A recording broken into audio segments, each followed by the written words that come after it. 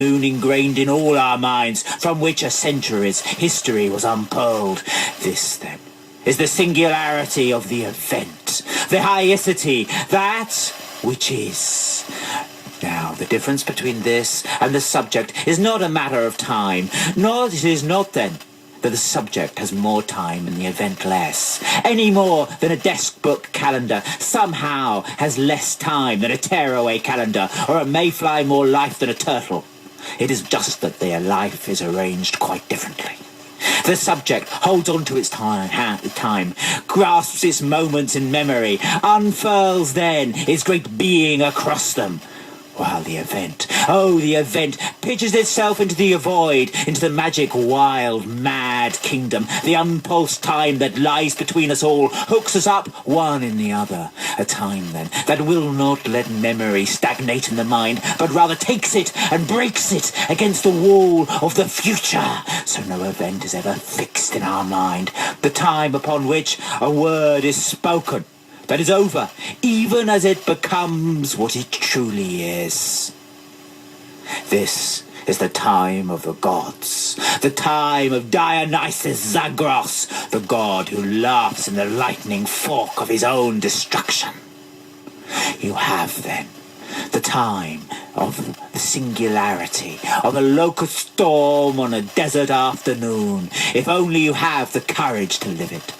And you have had, since ever you were a child, and had a chuckle without a self. But be warned, you give nothing to the event. Do not fear it from the substance, as long as it is merely seen as somehow its little accident. Say it then, and say it in one breath. The winter sun sets at 5 o'clock in the afternoon, and the vampire stalks, and the setting red light of the sun, and the light in the vampire's eye, is caught in the same imperfect crystal. The same dark event.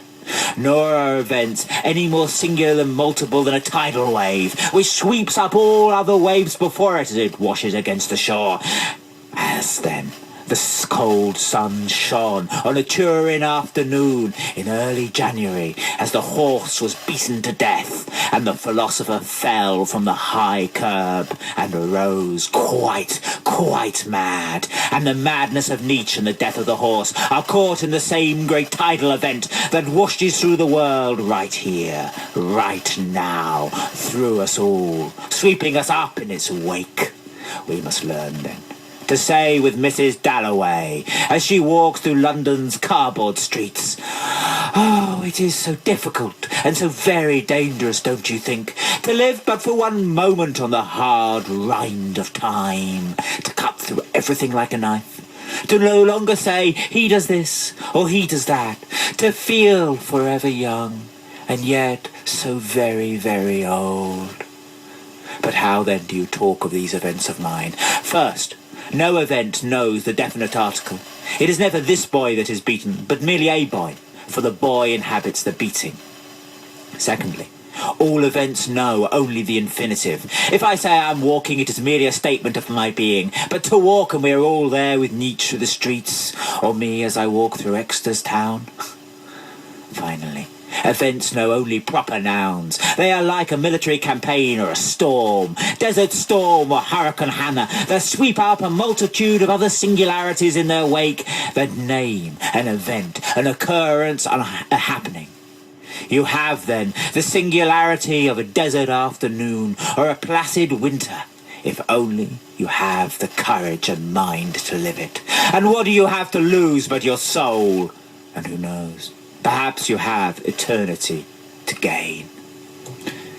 That was from 1,000 Plateaus by Gilles Deleuze and Felix Guattari. It's not their greatest essay, but it doesn't half make good performance philosophy.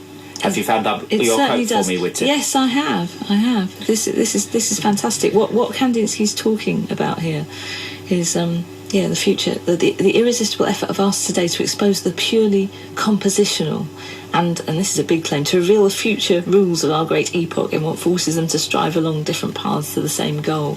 And so this was issued in 1912. And what they're talking about, almost as it says in the introduction, is it's not a utopian vision, but it is kind of talking about a final goal of of doing something with forms by artists, and it is kind of very idealistic and kind of spiritual in a way, but it's also very beautiful. But this is him talking about the abstract, because he says in this, when artists are trying to do this, they immediately naturally turn to the most regular and at the same time the most abstract. And he says we see that in many artistic periods the triangle was used as a basis for construction, and I can't agree more with this. He says the triangle was often equilateral, and therefore the number became important, i.e. the completely abstract element of the triangle. In the present search for abstract relationships, the number plays a particularly important role. Each numerical formula is cold like an icy summit and solid in its extreme regularity like a block of marble. It is cold and solid like all necessities. And he says this is the origin of what he calls so-called cubism, and he goes on to say that this mathematical construction is a form that sometimes must lead to the complete destruction of the material relationship of the parts of the object, and when applied consistently this kind of does so, as in someone like Picasso.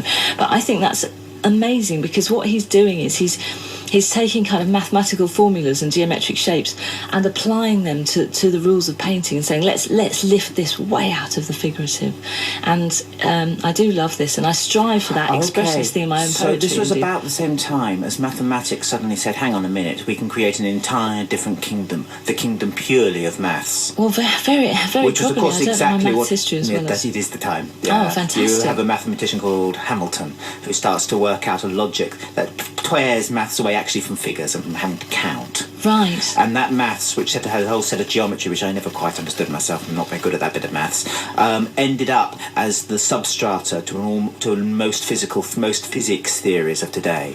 Right. Well, I'm sure they would have been on a wave, because I mean these were intelligent people. I mean, they would have been aware of what was what was going on in other disciplines. And what's so extraordinary is that this kind of laid the groundwork to all kinds of weird sort of formulaic architectural ideas, like the Bauhaus kind of movement of kind of really square, strange buildings.